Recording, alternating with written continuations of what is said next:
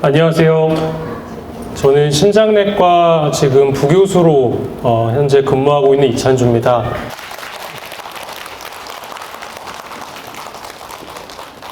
많은 분들이 알고 계시는 질환일 거라고 생각은 하지만 그래도 왜 중요한지, 그리고 실제로는 굉장히 중요한데도 다들 너무 쉽게 알고 별거 아니라고 생각하시는 병이 고혈압이어서 왜 우리가 고혈압을 치료를 해야 되고 꼭 어떻게 치료하면 되는지, 이런 점에 대해서 빠르게 설명을 드리고 나중에 질의응답 시간을 갖도록 하겠습니다. 우선 혈압이라고 하는 거는 수압이랑 같다고 생각하시면 됩니다. 우리 수압이 약하면은 물이 졸졸졸 나오는 것처럼 혈압이 낮으면 우리가 필요한 장기에 피가 덜 가기 때문에 문제가 되고, 혈압이 또 너무 높으면, 또 수압이 너무 높으면, 쓸데없이 높으면 뭐 망가지잖아요. 수도관 터지고.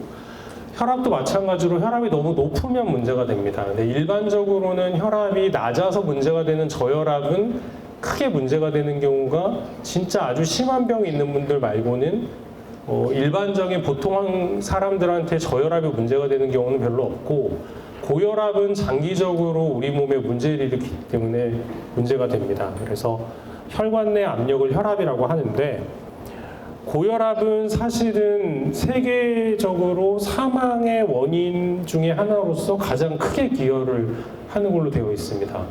왜냐하면 사실 고혈압으로 죽었다, 옛날에 이런 얘기 많이 있었는데 최근에는 그런 말 많이 안 하기는 하는데, 워낙에 고혈압 유병자 수가 많기 때문에 고혈압이 다른 병들을 다 일으키는 하나의 원인 인자가 되고, 그런 것들이 장기적으로 사망에 이르기 때문에 고혈압이 가장 이렇게 위험도가 사망에 가장 큰 기여를 하는 인자다라고 기억을 하시고, 왜 우리가 치료를 해야 된다라는 것을 기억을 하시면 좋을 것 같습니다.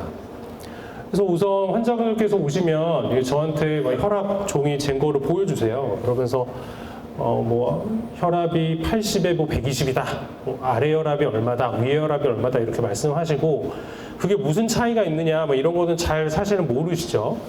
근데 수축기 혈압, 위에 혈압이라고 하는 수축기 혈압은 말 그대로 이렇게 심장이 수축을 할 때, 저기 그림에서 오른쪽 그림인데요. 심장이 수축할 때, 심장이라고 하는 거 우리 몸에 혈액을 돌려주는 펌프 기능을 하는 건데, 펌프가 심장 안에 들어온 피를 쥐어 짜낼 때 혈관이 받는 압력을 수축기 혈압이라고 하고, 그다음에 펌프가 돌아가려면 펌프 안으로 피가 들어와야 되잖아요. 그러면은 심장은 이완을 해야 됩니다. 쭉 커져야 되거든요.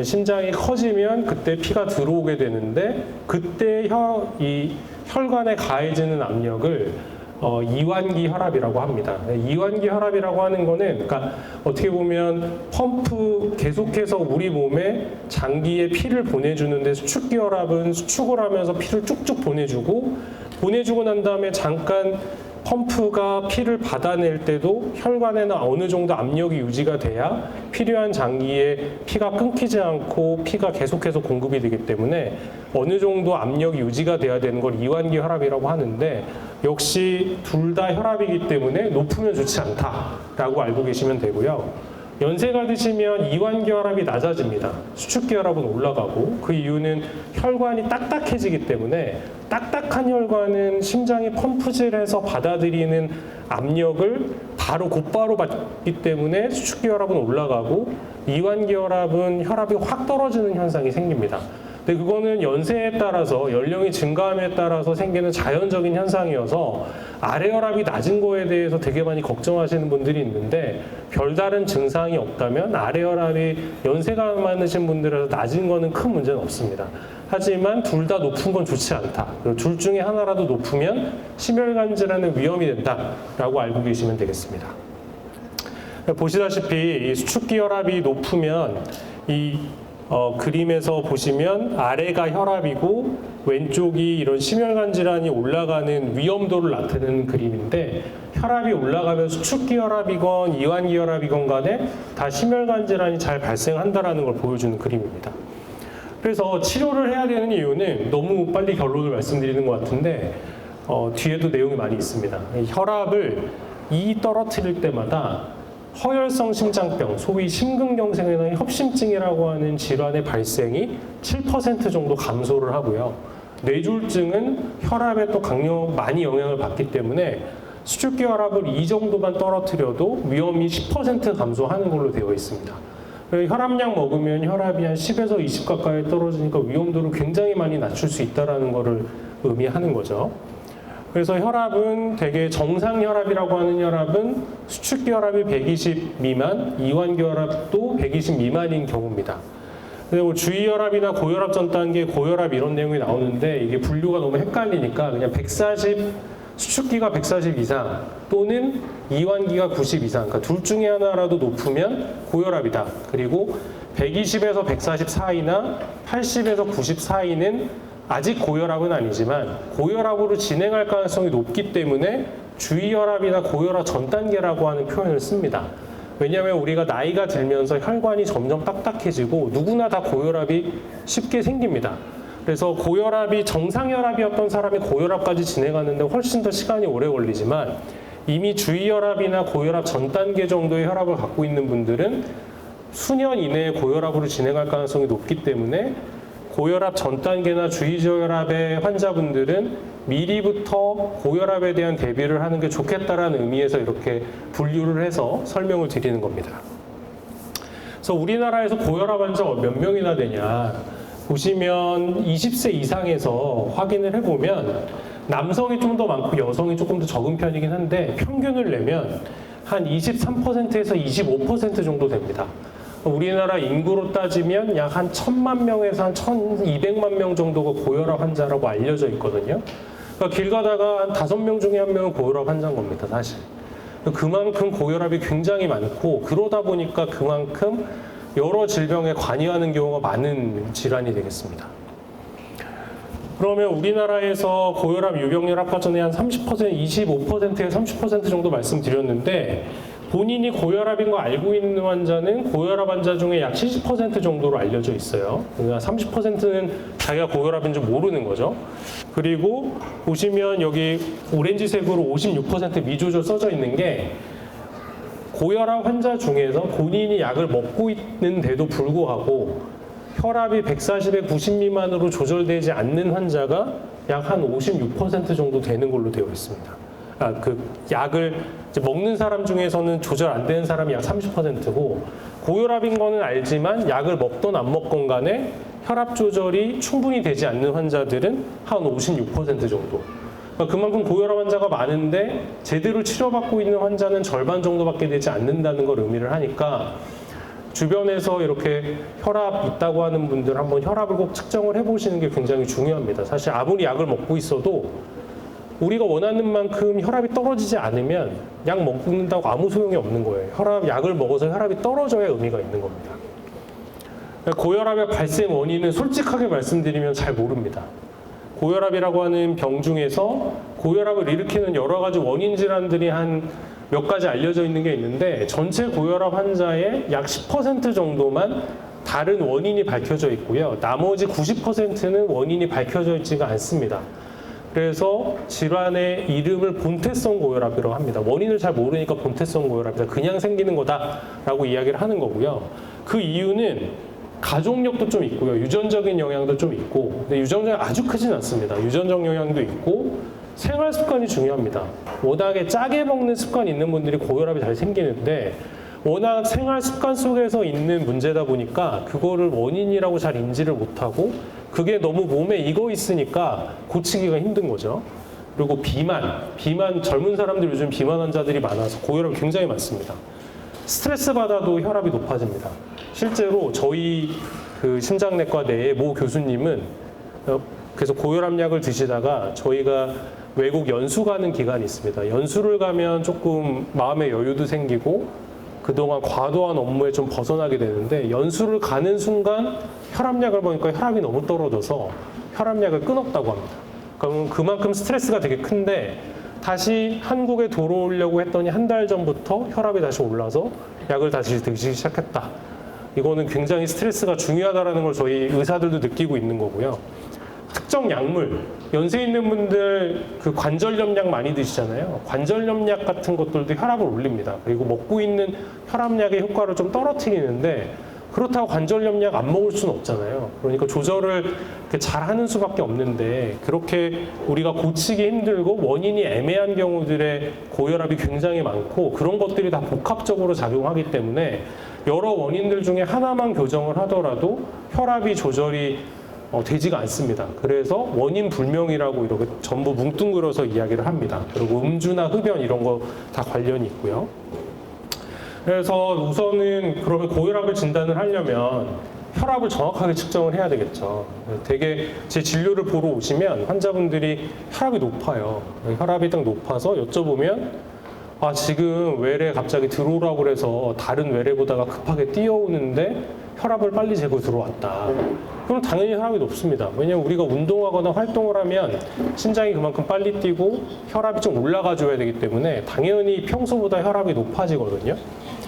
그래서 올바른 혈압 측정법은 사실 조금 쉬었다가 혈압을 측정을 해야 됩니다. 그러니까 우리가 뭐 활동을 하거나 뭐 스트레스 받거나 옆에 사람이랑 말을 해서 이런 게 아니라 그냥 안정된 상태에서 혈압을 측정을 해야 되는 거고요.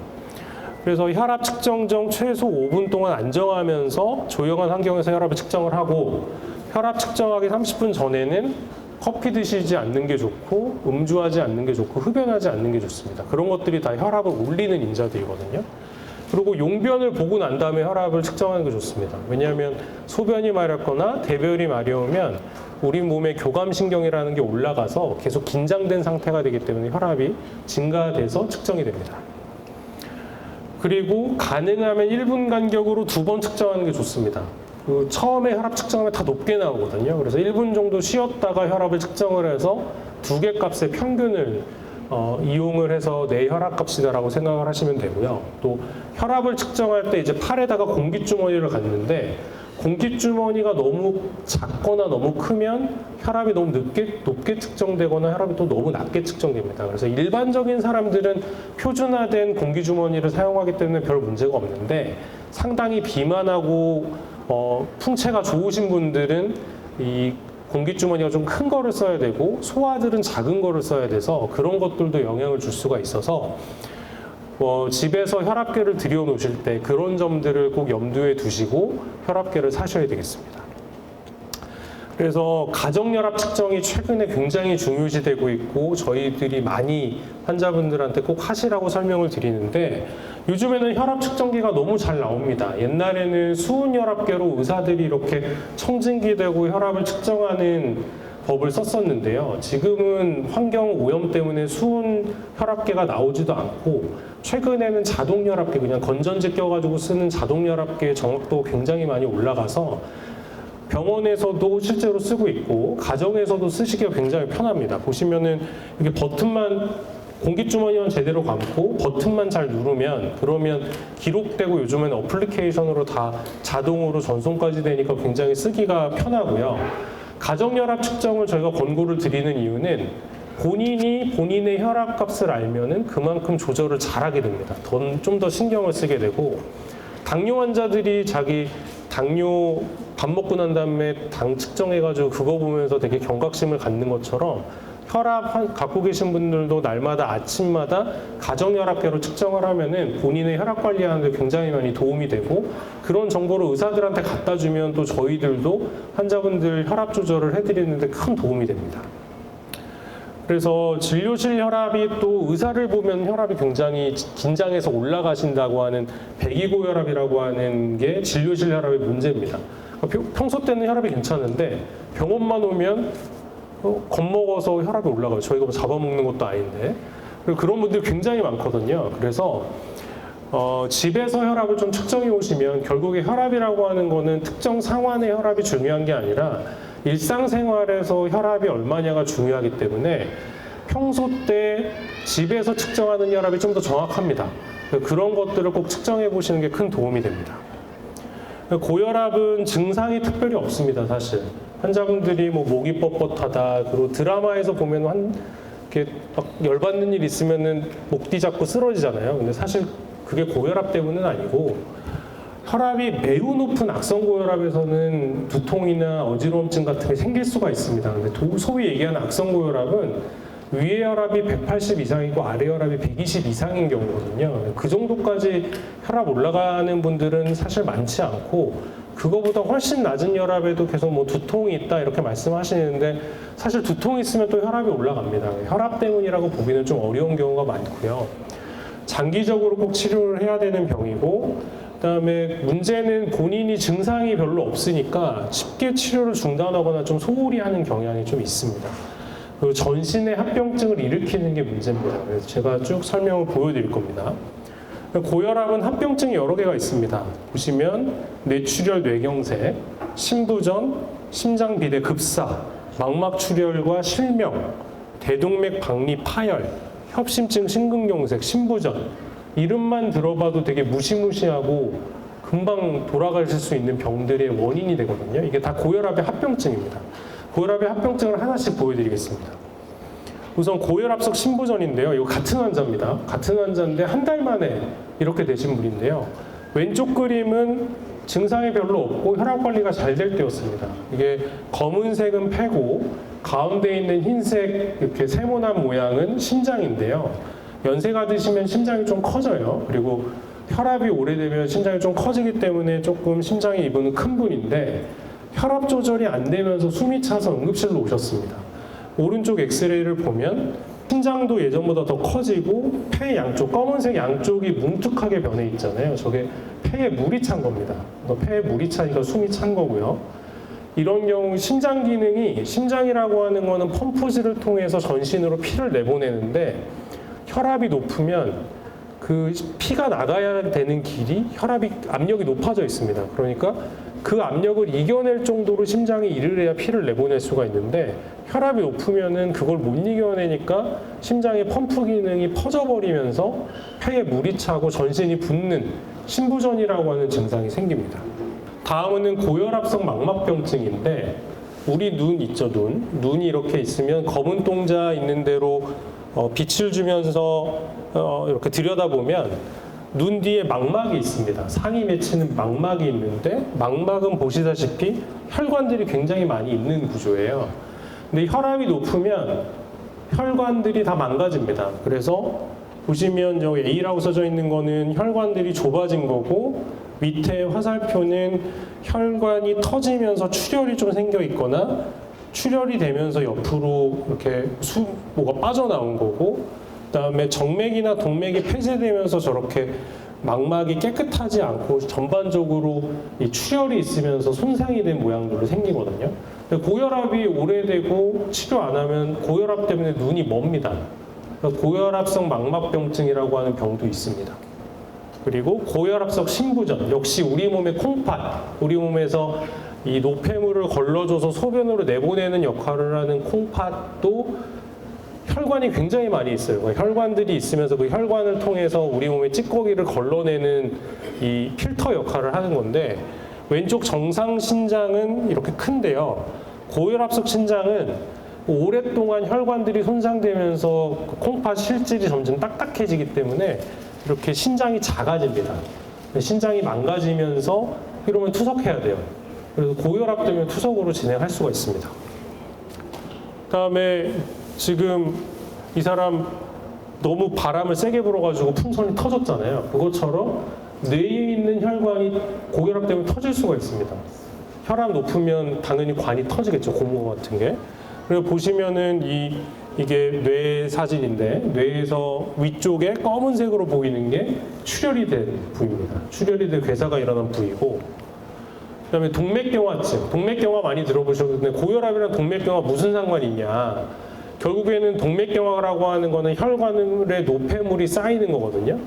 근데 혈압이 높으면 결국 혈관이 혈액이 지나다니는 길이잖아요. 그래서 혈압이 높으면 혈액이 혈관에 계속해서 자극을 주기 때문에 노폐물들이 더 쉽게 쌓입니다.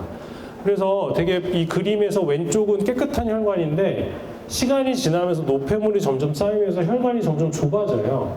혈관이 좁아지면 그에 따라서 당연히 압력도 더 높아집니다. 당연히 넓은 길을 지나는 것보다는 좁은 길을 지날 때 더 압력이 높아지고 그러면 동맥경화가 더 빨라집니다. 혈관의 손상이 더 빨리 오니까. 그래서 아래쪽 그림은 저희 병리소견인데 혈관이 점점 좁아져서 노폐물이 쌓여가는 과정을 의미를 하고 이 혈관이 좁아지면 이 혈관이 먹여 살리는 장기에 피를 충분히 공급을 해주기가 어렵습니다. 수돗물 틀면 물이 쫄쫄쫄쫄 나오면 우리가 지금 빨리 물 받아야 되는데 쫄쫄쫄쫄 나오는 거랑 마찬가지입니다. 장기가 필요한 만큼의 혈액을 충분히 공급해주지 못하면 그 장기는 망가질 수밖에 없고요. 동맥경화는 이렇게 노폐물이 끼는 현상이고 고혈압은 동맥경화를 촉진하기 때문에 혈압을 낮춰주는 치료가 동맥경화를 예방하고 동맥경화의 합병증을 또 예방을 할 수가 있습니다.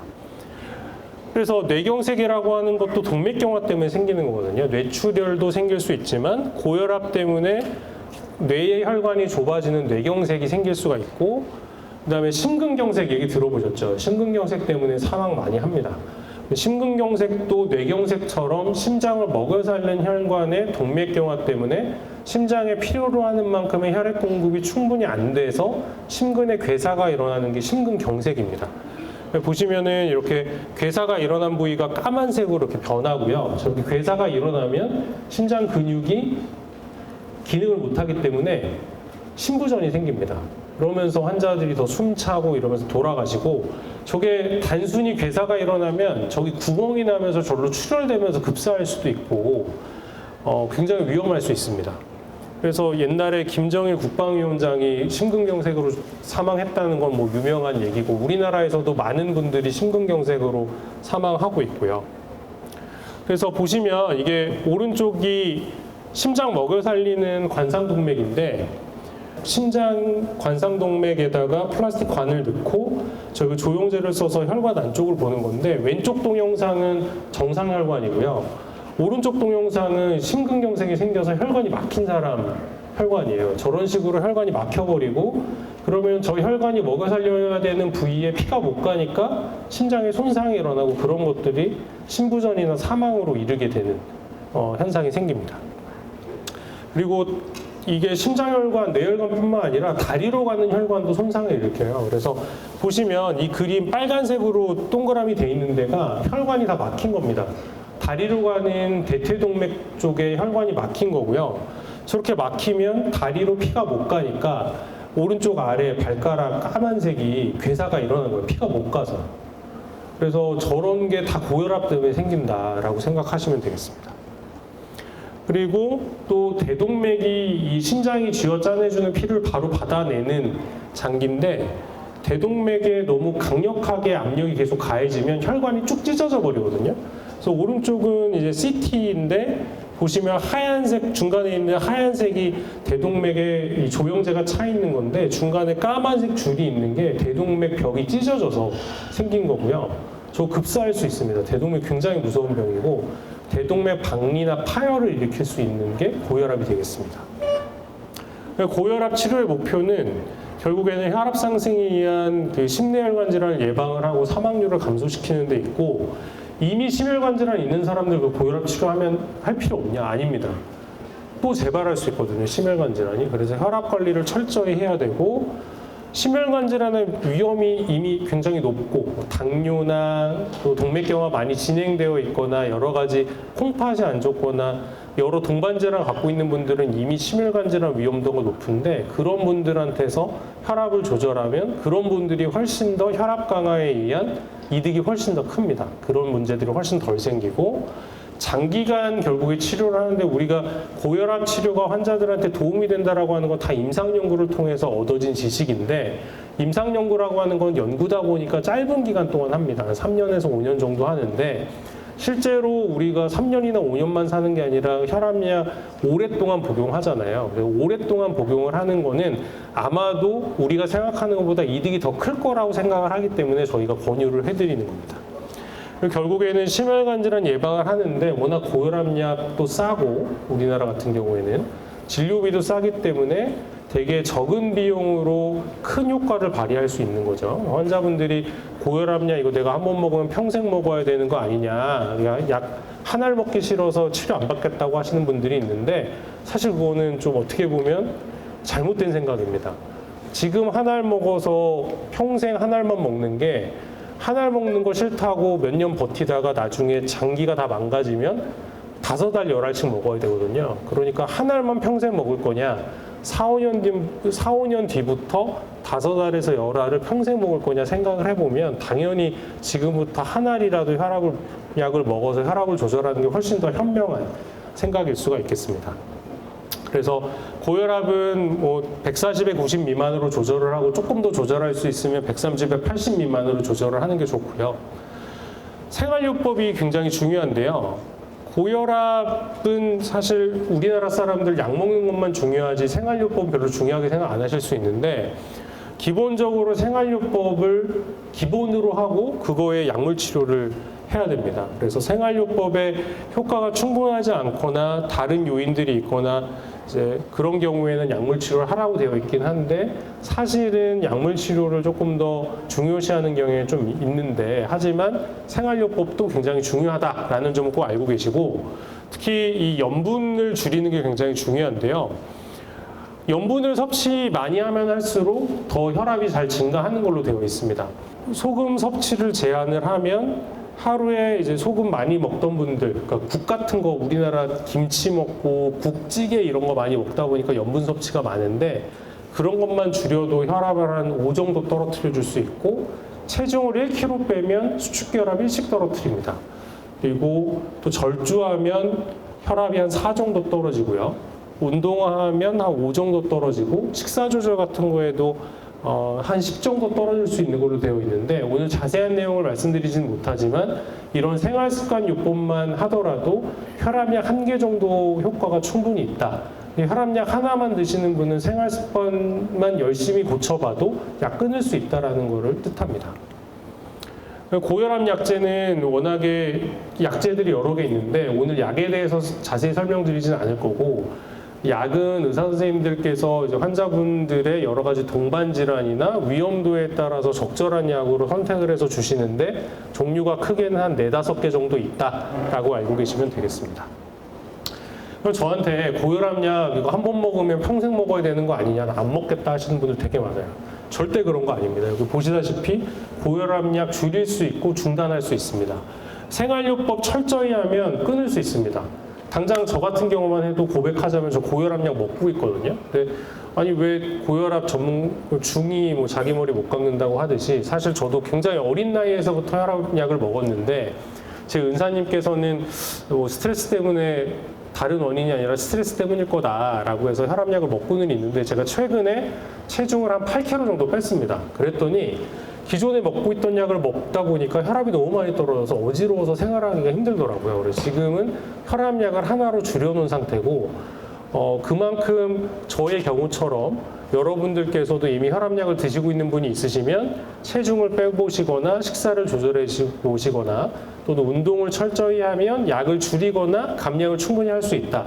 다만 꼭 기억하셔야 될 점은 그런 생활습관 요법을 지속해야지 그걸 유지할 수가 있습니다. 지속을 못하면 결국엔 다시 혈압이 올라가서 약을 드셔야 되는 상태가 된다는 점을 알고 계시고 본인 노력 여하에 따라서 약을 중단하거나 감량할 수 있으니까 혈압약 시작하는 거를 절대 두려워하실 필요가 없다라는 점을 좀 강조를 해드리고 싶습니다. 그래서 마지막으로 이제 제 오늘 강의를 정리해서 말씀을 드리면 고혈압은 심혈관 질환의 주요 원인이고 그리고 혈압 감소는 사망률 및 심혈관 질환을 확실히 줄여줍니다. 우리나라에서 유병률이 한 25%에서 30% 정도로 알려져 있을 정도로 굉장히 많고 고혈압 환자가 그렇게 많고 본인들이 고혈압인 걸 알매도 불구하고 제대로 치료받고 있지 않는 환자들이 상당히 많다. 그래서 고혈압에 대한 경각심을 가질 필요가 있고 이미 고혈압이 있거나 고혈압 위험이 있는 분들은 집에서 혈압을 측정해 보시는 게 혈압 관리에 굉장히 큰 도움이 될 수 있고요. 생활 습관을 개선하는 것만으로도 혈압을 많이 떨어뜨려 줄 수가 있습니다. 그리고 항고혈압 약제는 환자분들의 여러 가지 위험 인자나 동반 질환에 따라 선택을 하는데 한 번 시작을 했다고 절대 중단할 수 없는 건 아니고 여러 가지 상황과 환자분의 노력에 따라서 충분히 중단하고 감량할 수 있다라는 점을 좀 기억하셨으면 좋겠습니다. 이상으로 강의 마치도록 하겠습니다. 감사합니다.